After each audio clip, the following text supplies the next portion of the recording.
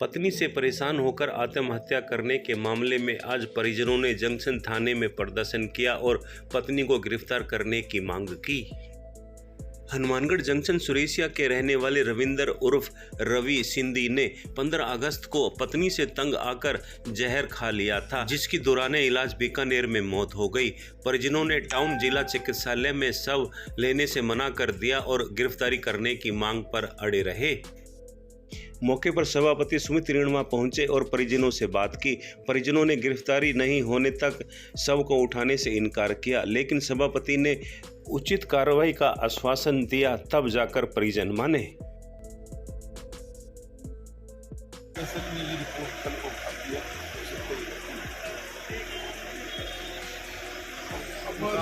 लड़के की हैंडराइटिंग के डॉक्यूमेंट आपसे मान लीजिए, वो आएंगे ना, वो साथ में नहीं जब तक गिरफ्तारी नहीं होती जब तक गिरफ्तारी नहीं होती हम संस्कार नहीं करेंगे। हमें न्याय मिलना चाहिए, हमें न्याय मिलना चाहिए। आरोपियों को गिरफ्तार करो।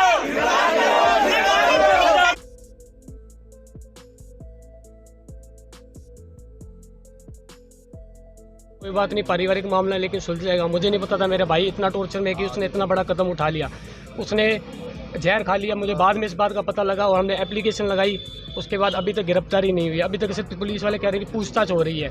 पूछताछ से बिल्कुल कोई काम नहीं चलेगा। मेरे भाई ने 9 पेजों का सुसाइड नोट लिखा है, जिसके अंदर 6 जनों के नाम है। इसकी एक हरियाणा की सिस्टर और मेरे भाई को धमकी देती कि मेरे पास बहुत पैसा है, पुलिस तुम्हारा कुछ नहीं कर पाएगी, हम देख लेंगे, हमारे पास बहुत पैसा, हम इसको खरीद लेंगे, उसको खरीद लेंगे। हमारे पास तरह तरह की धमकियाँ पहुंची है उसके थ्रू कि तू कुछ नहीं कर पाएगा, जिसके कारण उसने आके उसे सुसाइड कर ली। उसका भी नाम लिखा हुआ है, 5 जनों के इनके नाम लिखे हुए हैं। अभी तक गिरफ्तारी नहीं, सिर्फ पूछताछ ही हो रही है और जब तक इनकी गिरफ्तारी नहीं होगी हम बॉडी का अंतिम संस्कार नहीं करेंगे।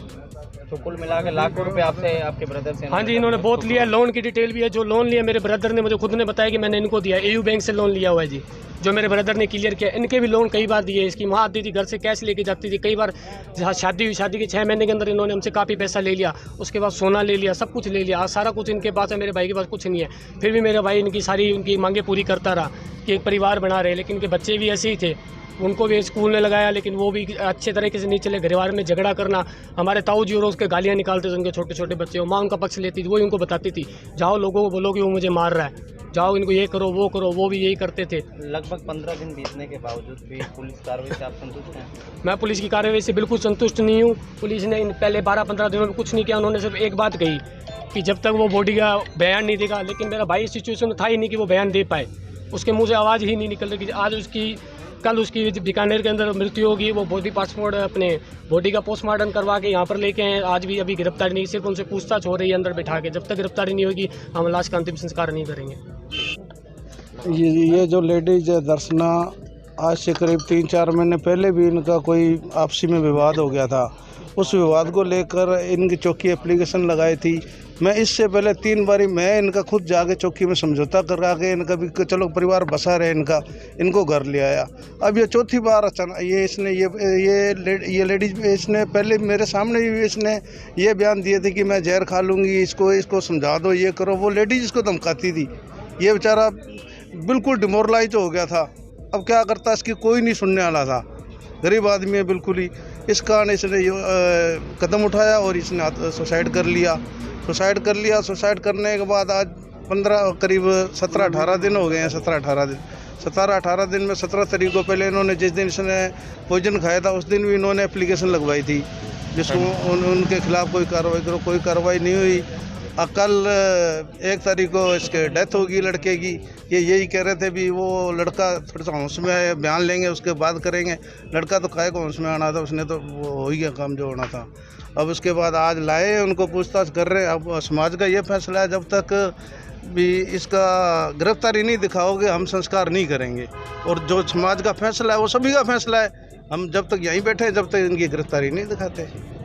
आगे हम ये लेना चाहते हैं कि जब तक पुलिस प्रशासन हमारे को सहमति से ये नहीं कहता कि लड़की को या जो भी लड़की या उसका भाई पकड़ा गया, जो भी है सदस्य 4 जनों को लेके हैं, वो अंदर नहीं करेंगे, गिरफ्तार नहीं करेंगे, हम संस्कार नहीं करेंगे इनका।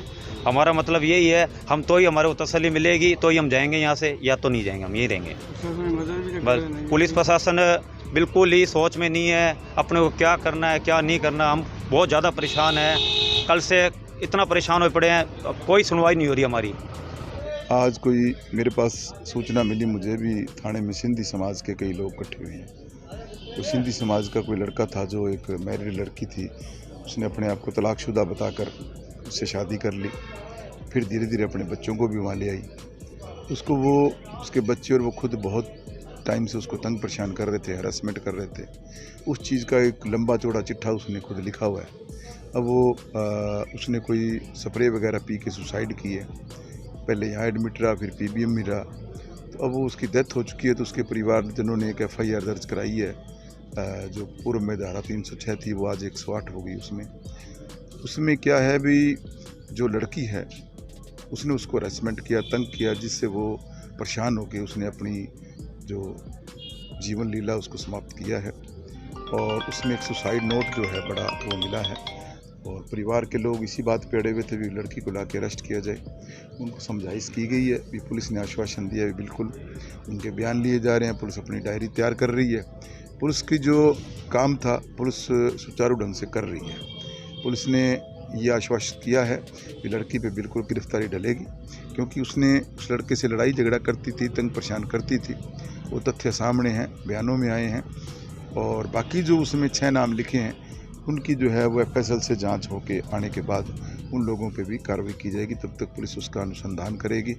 और लड़की को गिरफ्तार करने की बात पे सभी जो सिंधी समाज के लोग हैं वो उसकी बॉडी को लेने हॉस्पिटल गए हैं और उसके अंतिम संस्कार करेंगे।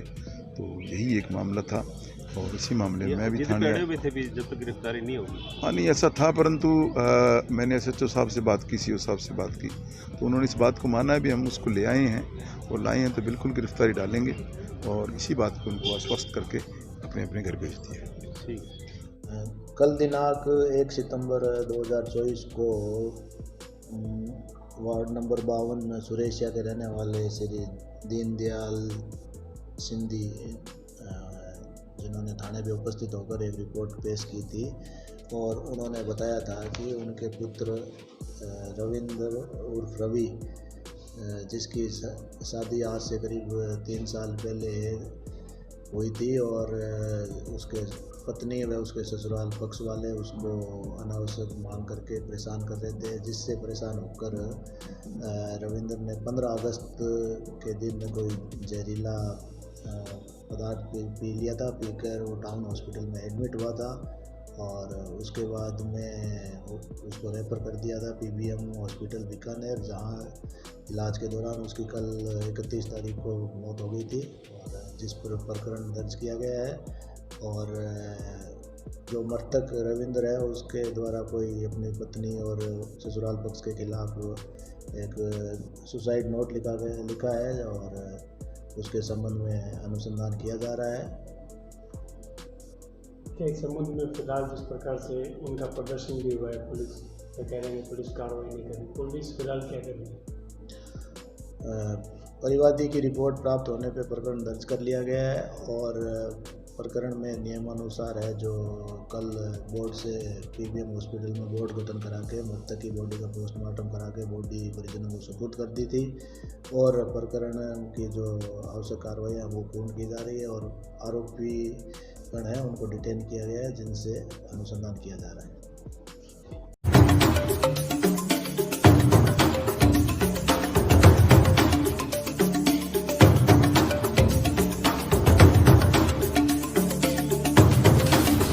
आप देख रहे हैं Hindi news channel public plus Rajasthan. यदि आपने हमारे चैनल को अभी तक सब्सक्राइब नहीं किया है तो सब्सक्राइब करें और पेज को फॉलो जरूर करें। अपने क्षेत्र की ताज़ा व सटीक खबरों को देखने के लिए हमेशा जुड़े रहे पब्लिक प्लस राजस्थान।